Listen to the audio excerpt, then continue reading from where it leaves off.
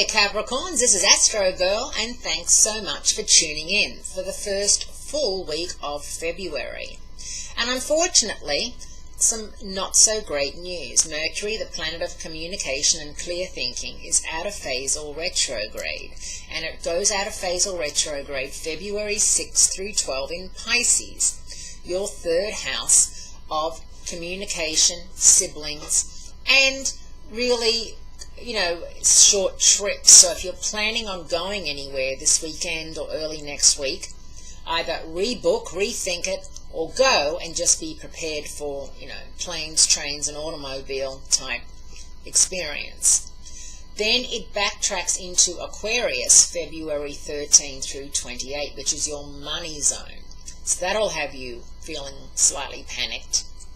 It just means that money you're owed, that a check you're waiting on, etc., won't come through when you think it will. You might have to chase it a bit, remembering that the squeaky wheel always gets the oil. So, you might just have to send, 1,000 emails so that you get your check, or make some phone calls. Keeping in mind that checks and all those sorts of things come under the domain of Mercury retrograde, and whenever Mercury is retrograde, Murphy's Law, whatever can go wrong will go wrong, is in full effect. So just be careful that you don't start anything new at this time. This is a time for you to just work on the things that you've already got up and running, and it's a good time for you to rethink, revise, regather your thoughts, revisit, really just mull over what's happened so far. You had Venus out of phase in your sign for 6 weeks.